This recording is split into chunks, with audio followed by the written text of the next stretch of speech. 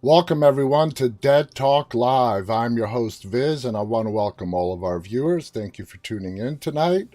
I want to give a big thanks to all of our moderators. Thank you. You guys are doing a wonderful job. I want to welcome Sniper, Colette, Khaleesi, Marko is joining us. Noelia is with us as well.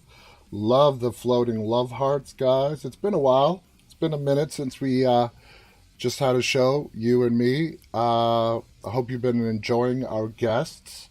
And it's weird. This is the last day of September, and it's only the second solo show that we're doing in a month. And that's a first. That's a first for us. Want to welcome Denora, Colette. I already said hello to Colette. Abba is also joining us as well. Tonight we are going to be going over the last two episodes of The Walking Dead, episodes 5 and 6. Those of you who have AMC Plus have seen or will be seeing episode 7. It will be releasing this coming Sunday on AMC. And we'll be getting to the AMC in a little we'll be getting to The Walking Dead in a little bit. Just want to let you guys know that October 7th through 10th, we are going to be covering New York Comic Con. We're really stoked about that. That should be really interesting. What I've noticed about New York Comic Con, and of course it's huge, obviously, that and the Comic Con International in San Diego, is that, well, first of all, it sold out in 12 hours from when the badges went on sale. We're covering it as press, and even press, if you didn't put in your applications like really, really early, they turn people away.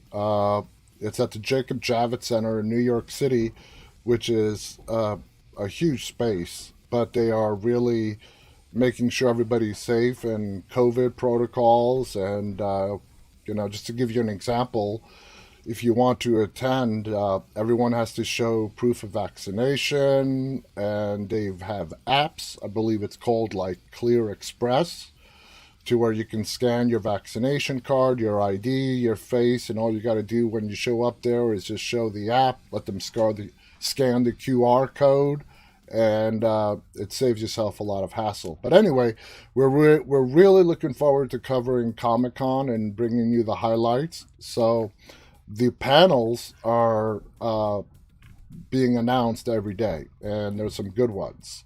I'm personally excited about the ghost hunting panels. There are a lot of great guests that have already been announced, but I'm really looking forward to seeing. I'm a big paranormal freak. You guys know that. I love watching my ghost hunting shows on television, and I was really excited to find out that a lot of them are going to be at Comic Con. And hopefully, I will have the opportunity to talk to them individually and maybe invite them to come on the show. Now, I can understand their hesitation on them wanting to come on a horror entertainment talk show, just because it might, in their minds, take away credibility in the work they're doing.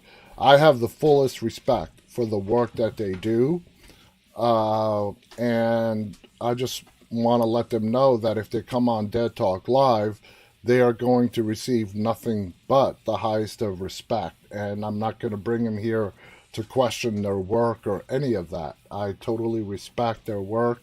I admire what they do, and I just want to give them a platform. I mean, they already have a platform. Give them another platform to just tell their story as to why they do what they do. So let's see. I'll keep my fingers crossed on that. So, welcome to Mohmad, who's just joined us. So anyway, Colette says, it's the same here. I can't get tickets for Liverpool. Carl, Abraham, Chandler Riggs, and Michael Cudlitz, loads of great people are going to be there. Aw, that sucks. I don't know if you guys over in the UK have StubHub. I don't know if badges can be sold to these conventions through StubHub, but that might be something worth checking out. What they, as with any event, these ticket reselling agencies like StubHub and whatnot go up and buy the badges, and of course they sell them on their sites. It's all legal in a way, for really jacked up prices. It sucks. Abba says you have wonderful guests here at Dead Talk Live.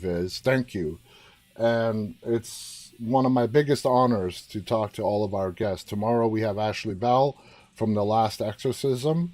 She was the star. Really looking forward to talking to Ashley tomorrow. I thought The Last Exorcism is an amazing movie. If you guys have not watched it, please watch it. And, to have the star of the movie as our guest tomorrow, to ask her about it and everything behind the scenes, I'm really, really looking forward to that.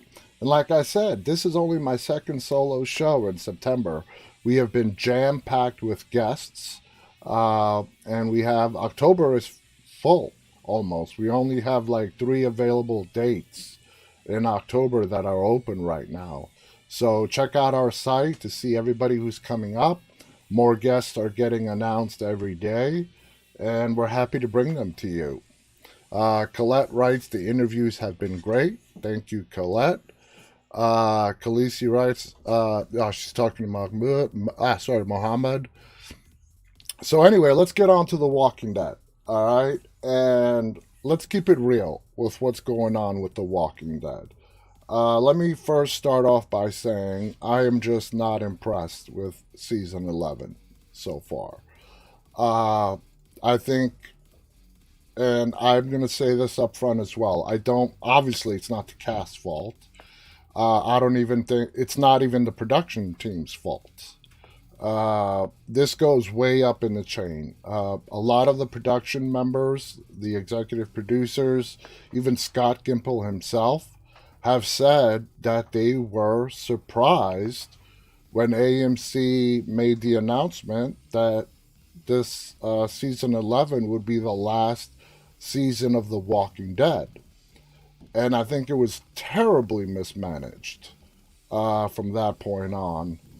Not having a clear plan on how you're going to end a franchise that's been running for 11 years is horrible. I mean, it's horrible. I love AMC. They own a big chunk of the horror industry right now. They own Shudder, IFC Midnight, Sundance, of course, AMC, the cable channel, AMC Plus. They're a huge company, and go back 11, 12 years ago, if you were to ask somebody what AMC was, they'd be like, oh yeah, it's that cable channel, right? The Walking Dead put AMC on the map. Let's be realistic, okay? The Walking Dead put AMC on the map. And it has sucked every ounce of success from The Walking Dead to further itself. I mean, why wouldn't it, right? A lot of networks rejected The Walking Dead. HBO, whatnot. AMC took the risk, signed it, and the best decision they ever made. And we've enjoyed countless amazing seasons of The Walking Dead. So now here you have AMC dropping the bomb, not only to the viewers, but apparently to the production team as well, that, hey, this is the last season. And in my opinion, it sent everybody scrambling. All the writers, the producers, the directors, everybody. How are we going to wrap this up? And basically what we are getting so far in season 11 is a replay of stuff that we have seen over and over again throughout its 11-year run. And let's take season 11A, which is getting ready to wrap up. Like I mentioned, those of you who have AMC Plus, you have access to episode 7. I have seen episode 7, and it's no different than countless other big episodes before the finale. We're only getting 8 episodes, and then we're not getting another Walking Dead episode till early next year. So I mean, it's not even a spoiler. It's the Reapers. It's the whole Maggie and Negan thing as they're slowly starting to tolerate and even, dare I say it, trust each other. Uh, I'm not going to give away too many spoilers on episode 7 because I know a lot of you have not watched it yet. But, you know, it's no different from any other episodes before a finale. Next week, episode 8 is going to be the finale. Not this Sunday, the following Sunday is going to be the finale of season 11A. And you don't even need to see it. You know exactly what's going to happen. The big mystery is who's going to die. You know? Is Leia going to die? I think there's a high probability that Leia's going to die. Masked Ninja Man, Elijah, I think there's a good probability that he might go as well. Maggie is safe. Negan is safe. I think Gabriel is pretty safe as well. But other than that, I mean, there's no surprise. They're going to, go face to face with the Reapers. The Reapers are going to go down. Maggie and Negan are going to emerge victorious. The big question mark is who's going to die. And it sucks. It sucks that they can't come up with something original, something we have not already seen countless times on The Walking Dead. And like I said, I do not blame production. Obviously, the cast has done nothing wrong. The cast is doing an amazing job with the material they're being handed. The directors are doing a great job. The producers are doing a great job. This goes way up into AMC. And believe it or not, the one person who I really feel bad about is Scott Gimple. And Scott Gimple's credibility. Now, please, I gotta put a disclaimer here.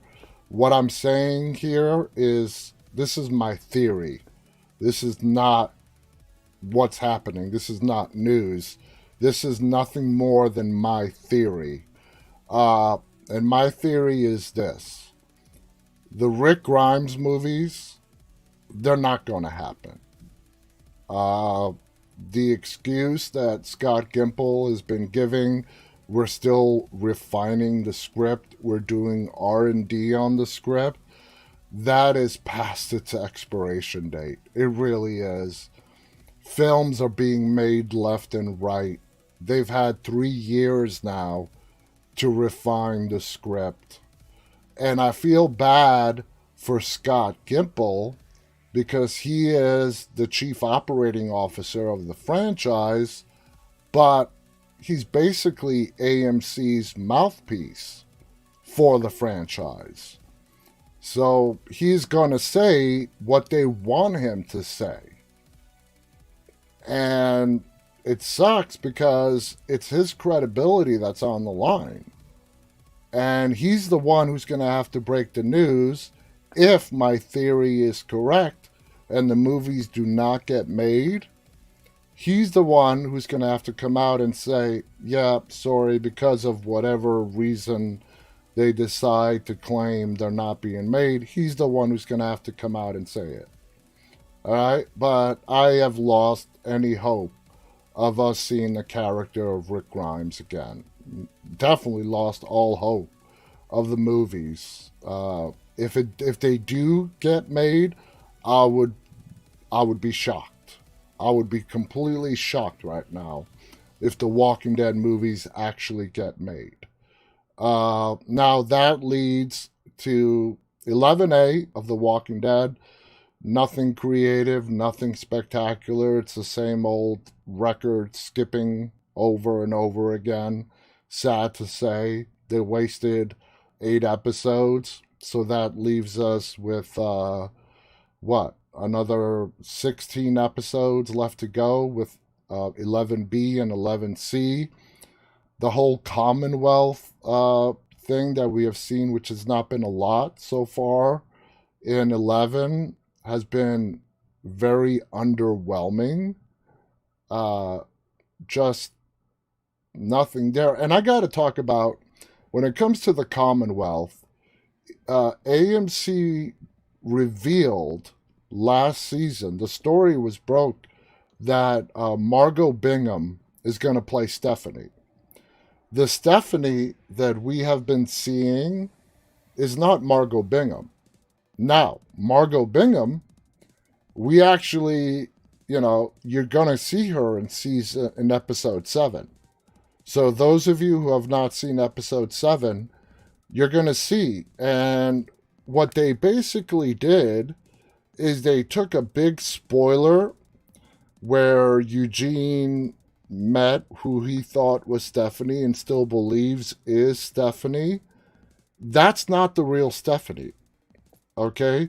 The Commonwealth, for their own reasons, have picked this other person to play Stephanie. The real Stephanie, as you will find out in episode 7, is Pamela Milton's secretary. Yes, that's Margot Bingham. And we finally I was checking the news to see if Margot Bingham backed out of the role. They did a cast change. The news that was broken last year was incorrect. No, Margot Bingham is there. She's in The Walking Dead. And we get to see her in episode 7. And she is Pamela Milton's secretary. Pamela Milton is the person who runs the Commonwealth.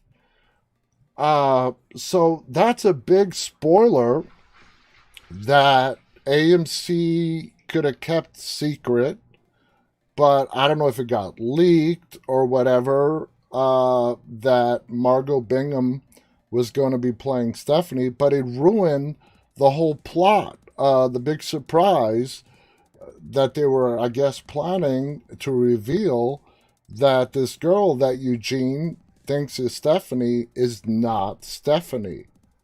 And it's also, a Eugene, a character of such intelligence as Eugene, would not pick up on the fact that the woman that he has been talking to on the radio for so long, he has picked up no hints or traces that the voices are not the same.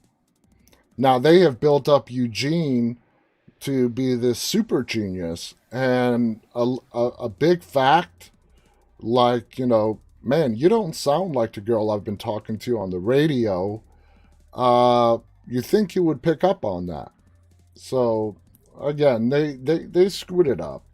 They screwed it up. I don't know if it was a leak. If it was a leak, if it was information they were not planning on sharing that got leaked, that could have altered courses on the way they approached the introduction of the character of Stephanie.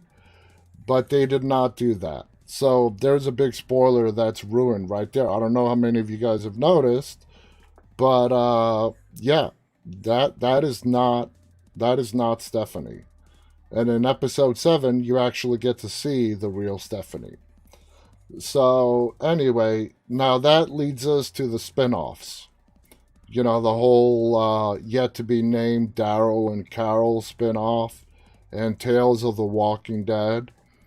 Because it looks like season 11 of The Walking Dead is going to go down with just barely a faint whimper, I really don't see the spin-offs being that successful.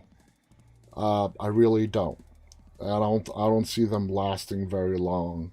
And if the Daryl and Carol spin-off fails and Tales of the Walking Dead, the Anthology spin-off where each episode is a story unto itself, if that fails, then that just leaves Fear the Walking Dead.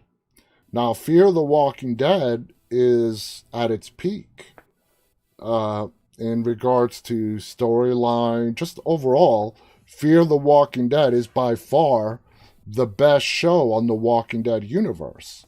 So if that happens, the movies don't get made, the spin-offs fail, where does that leave Fear the Walking Dead? I don't know. I really don't know. I don't even have a theory. It's going to be up to AMC to decide what they do with Fear. Can Fear survive being the lone Walking Dead show? Now, AMC, from a business perspective, is going to continue holding on to shows that are making money for as long as they can. And for those of you that subscribe to AMC Plus, I mean, just scroll through the shows. They have, I mean, they are milking The Walking Dead for everything that it's worth. There are individual backstories for every character, narrated by the actor who plays that character. It's all The Walking Dead this, The Walking Dead that. And they just completely botched up. You know, from the announcement that season 11 was going to be the final season, to it catching the production team by surprise. The writers, I'm sure, had to go into a scramble frenzy to try to figure out how to wrap up the main show. So that leaves us to where we are right now. Episodes 5 and 6 have aired. Episode 7 of season 11 is going to air this Sunday. So 5 and 6, I mean, 6 was pretty good, but not creative. I like the fact that we got to see Connie. Uh, you know, a lot of people were hoping for a Connie Daryl relationship. That looks like it's not even close to happening. Uh, I think Leah is going to die. That's my opinion. I think Leah is going to die when the Reapers get taken down in season 11A finale. I don't think she's going to make it beyond that. I find it very hard to imagine her making it beyond that into 11B. So, with that said, let's go ahead and read what the critics have to say about episodes 5 and 6 of The Walking Dead. So, here we go. Starting with 5, which is called Out of the Ashes. The situation in Alexandria grows more desperate, and The Walking Dead takes some time for an orientation video. One of the appeals of the post-apocalyptic world of The Walking Dead is that there's no real government except that which is chosen by the people locally. There aren't people 1,000 miles away telling you how to live your life, what you can and cannot do. That's why you can have democracies like Alexandria existing right next door to death cults like the Whisperers, oligarchies like the Saviors right next to survival of the fittest bands like the Wolves, and why a return to the civilization offered by the Commonwealth isn't all it's cracked up to be. Sure, on the surface it's great. There's ice cream, children playing in the streets, and everyone is given a job based on their pre-fall life. Then you realize it takes 5 weeks for the government to decide whether or not your friends live or die. And then that rocky road ice cream isn't quite as sweet. It's the eternal struggle for the survivors on The Walking Dead. Do they go back to the old ways with committees and debates, or do they embrace the leaner systems of government that have served them well, generally dictatorships?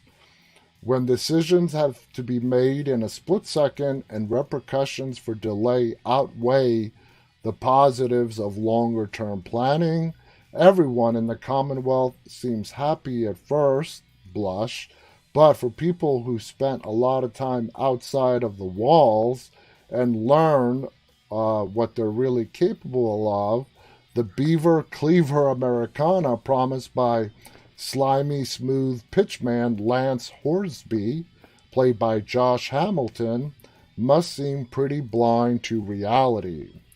There's not much time for Eugene and company to get help. One of the things Out of the Ashes establishes throughout the various storylines is that there's no real hope for Alexandria except for the Commonwealth. Maggie and Negan's trip for supplies yields a bag of food that wasn't worth the effort they took to get it. Carol and Aaron's trip back to the hilltop unearthed a few fire-charred blacksmithing tools, but nothing of any real substance aside from the lingering threat of the Whisperers. Eugene and the Commonwealth are the only hope Alexandria has for survival, as tempers are getting short even among the children of the community. And speaking of the children of the community, episode 5, man, Kaylee Fleming, Judith, she was amazing in that episode. I mean, how can you not love Kaylee, who plays Judith, and just the amazing character that Judith has become? Now, one of the best things to say for Greg Nicotero as a director is that he always seems to understand the assignment. Perhaps it's the hours he spent with his actors in his makeup chair, getting stuff glued on their faces, but he seems to understand how to get the performances he's looking for out of his actors. And he has the best handle on Kaylee Fleming on the show's directors. She's a solid young actress, but he seems to know best how to guide her through her harrowing emotional scenes, walking her through the faux coldness of her mother's Michonne's poker face and into the actual emotional turmoil of a little girl who has been abandoned by both parents and every other caregiver short of Rosita. That said, Nicotero's greatest strength lies in his sense of the visual. The Commonwealth looks beautiful, as peaceful and hopeful as any of Rick's fever dreams for the future of the world, but it's just a little too perfect, trying a little too hard, with a few too many armed guards lurking in the corners to make someone completely feel at ease with things. The introductory video, in which a bunch of too good to be true footage of children playing and old people living out their lives, cut with the swarmy, I hate how this page jumps around. Where was I? The children, the old people living out their lives. Josh Hamilton knocks it out of the park, only raises more alarm bells that all the ice cream and children playing in the world won't turn off. If anything, it's more concerning that everyone is so happy and comfortable, because the last time anything close to this level of peace was shown was Woodbury, and that ended horribly for all of those otherwise innocent people controlled by a very different governor than Pamela Milton. And then they put the word hopefully in parentheses. Throughout the episode, LaToya Morgan's script lays out just why these desperate missions matter without pushing the point too far. Maggie has to wait for her friends because she knows what it's like to be abandoned. Negan wants to leave because he knows what it's like to wait just a little too long and get caught with crucial supplies.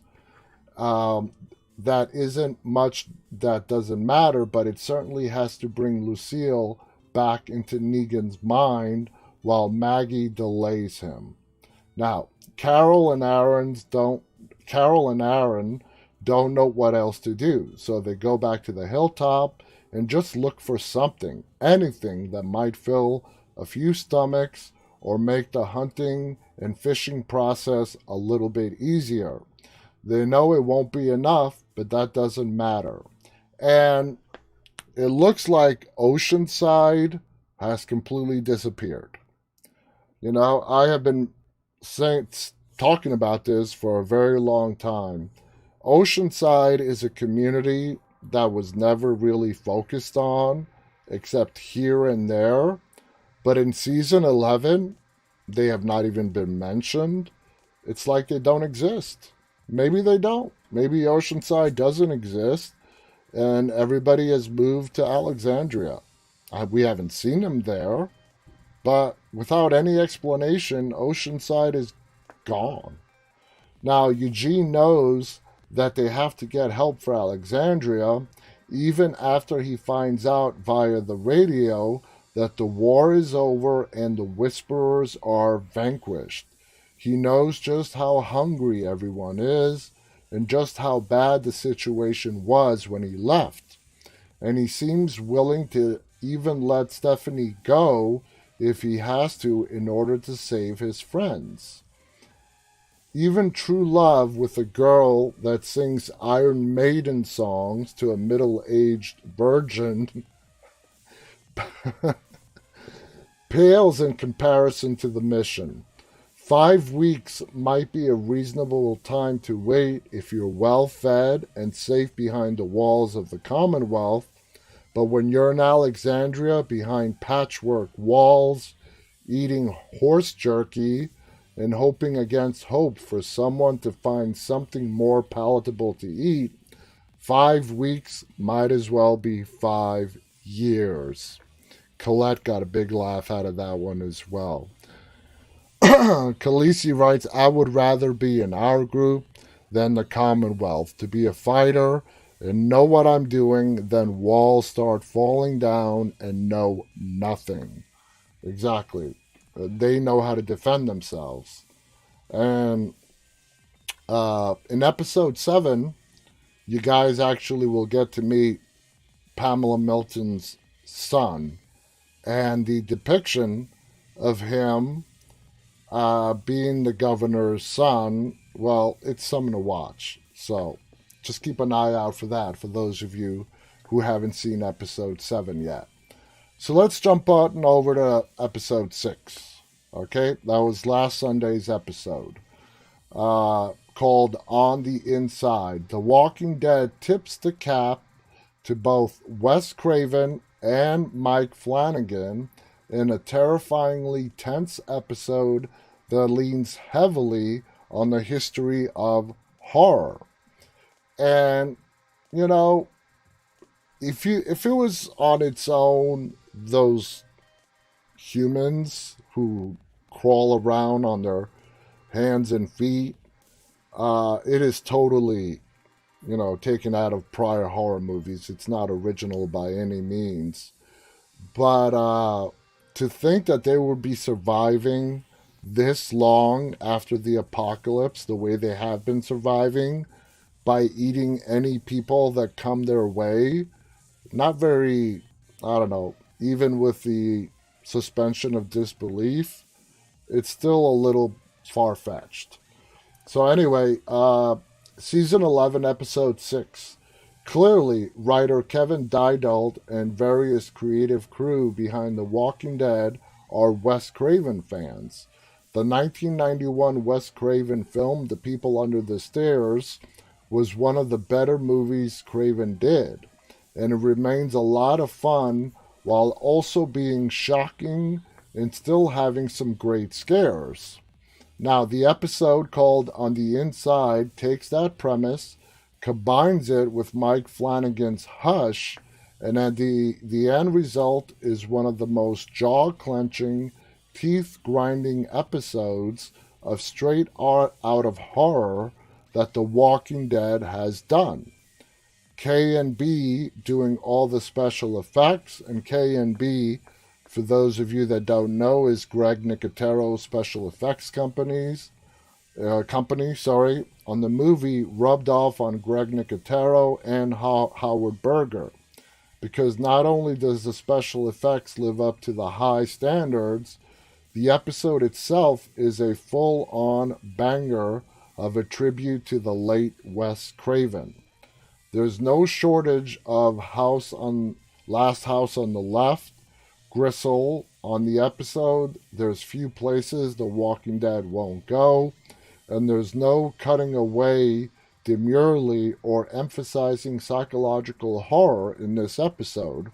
When it's time for someone to get hurt, we see it, from a knife plunging into the chest or a fingernail getting ripped out with a pair of pliers. And that's nothing compared to the full-throated horror of the episode's climax, which contains some of the most audacious work of K&B's illustrious special effects career. It's as if Greg Nicotero was looking over an old sizzle reel of his best work, saw Captain Rhodes' finale from Day of the Dead, and thought, how can I make that more difficult and more awesome? Now, Nicotero has become more than just a solid director of special effects sequences. I feel like I praise him every time he directs an episode. But his missteps are rare and infrequent. If he makes any in this episode, they are not noticed because he follows them up with something stunning, or with Lauren Ridloff, who plays Connie, putting on a bravura performance. Throughout the episode, it's established that Connie is exhausted, on no sleep, and too paranoid to sleep, despite Virgil pushing for her to get some much-needed rest. She refuses the after effects of being trapped in a cave full of walkers, fully evident on her face every time she has a flashback of being trapped. The flashbacks themselves are mere memory fragments deployed as jump scares, not for the viewer as much as the character. With Connie being featured for much of the episode, Kevin Diebolt's dialogue in those scenes is light but effective when deployed. Lauren Ridloff is a great physical performer whose facial expressions and body language convey as much as the American Sign Language at her fingertips. The sequence in which she runs into the room with Virgil, panicking only to take his knife and scrawl, "Not alone," into the canvas of a painting is particularly effective, and it's easy to see that the two characters bonded with one another while trapped underground throughout their interactions. Now, wait a minute. Virgil was not trapped with Connie. Did I read that wrong? Let's see. And it's not easy to see that the two characters bonded with one another while trapped underground through their interactions. That's just not accurate. That's just not accurate. Virgil was not trapped with her. It was Magna. Anyway, they're all they have left, and Virgil's concern for Connie seems genuine as the actress portrays the character's lack of sleep through manic expressions and the wide but exhausted eyes of a child desperately trying to avoid bedtime. You see right there, them getting wrong the whole story of who was trapped. It takes away the credibility of the article. The communication between the two characters is rough but effective, and their physical distance from one another throughout most of the episode works great because it puts Connie in danger. Lisa writes, "Oops, the writer made a mistake." Yeah, a big one. It's all about credibility. Listen, in media, credibility is everything. And yeah, but that little line right there, it makes you wonder, the person writing this article, do they watch every episode? Do they know what's going on in the story? Or were they assigned this article and just, fast forwarded through the last couple of episodes? That matters. Let's see. Efrain writes, half the time these recappers never even watch what they're recapping. Exactly. Exactly. Andrew Valentine is with us. Said cred is gone. It hurts the credibility. Listen, journalism, it's all about credibility. And of course, the internet has made a faux pas, journalist out of everybody through blogs and whatnot. But this is Den of Geek. This is not some low-ranking website. And if you're going to assign somebody an article to recap a Walking Dead episode, you must have someone on staff who follows The Walking Dead and knows exactly what's going on with the story.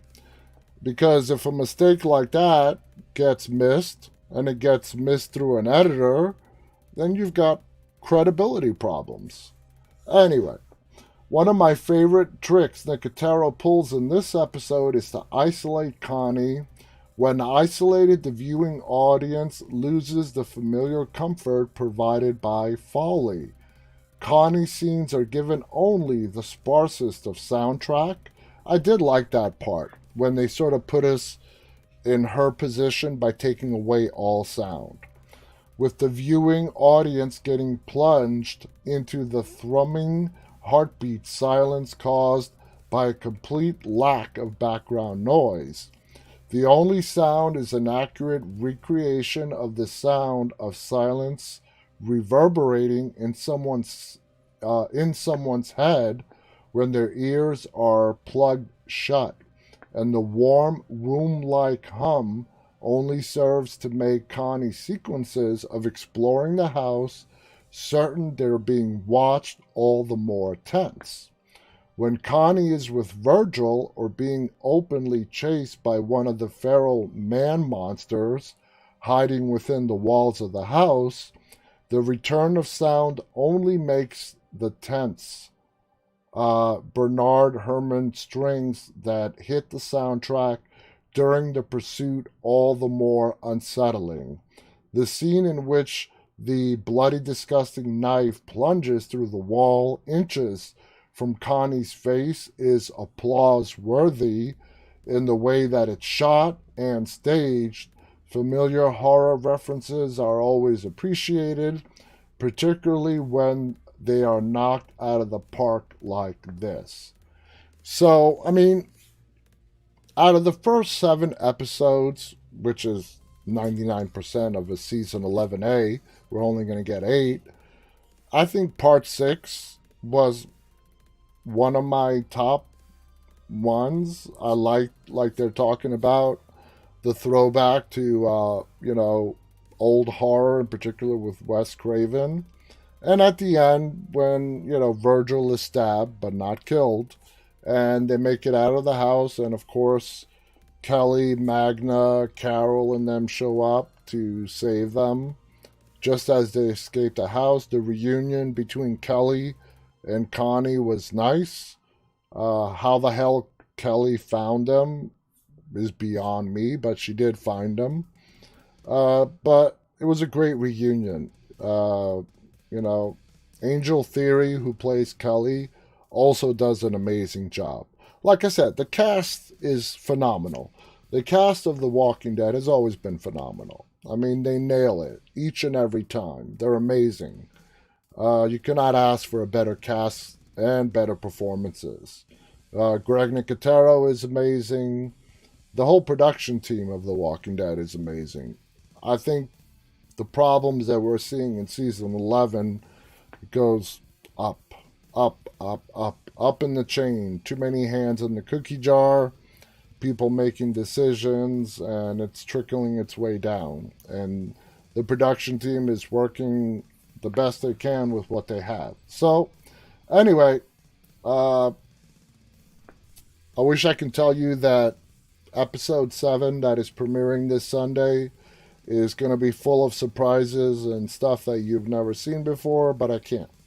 We've all seen it play over dozens of times, and I have no doubt in episode 8 that's also going to end the way we've seen other rivalries end on The Walking Dead the same way. You know, our survivors are going to end up being victorious. Pope and company are going to be taken down. Uh, Question is who we're going to lose. Now, since season 7, uh, big shocking deaths on The Walking Dead, with the exception of season 9, when Alpha killed a whole bunch of characters and put their heads on spikes. With that being the only exception, big shocking character deaths on The Walking Dead have decreased exponentially. So we may not get any deaths. Leah might very well survive. Uh, you know, Elijah might survive. But who knows? And Khaleesi says Jesus. Yeah, Jesus was a shock. In, what was it? Season 9? No, season 9. When Jesus got killed, when we first got introduced to the Whisperers. So, anyway, Abba writes, love this show, complete honesty, no punches pulled, truth. Creative criticism is to make artists and writers better. Thank you, Abba. That really means a lot. And, let's see how it plays out. Like I said, we are attending Comic-Con October 7th through 10th. We're going to be posting pictures and updates. So definitely keep track of our social media. It's going to be crazy up in New York. I have not been back home to New York City since 2019. In 23 years of living in the Washington, D.C. suburbs, this is the longest stretch of time that I have gone not going back home to New York City. So just to be able to go back home and to see my house and be back in the city, I'm so looking forward to that. I miss New York. And it's been over 2 years. So I miss New York. And I'm very happy to be going back. Anyway, guys, make sure to tune in tomorrow. Ashley Bell from The Last Exorcism is going to be our special guest. That's going to be a really interesting conversation. I want to thank you all for tuning in tonight and be with you again tomorrow. So until then, stay safe and always stay walking. Good night, everybody.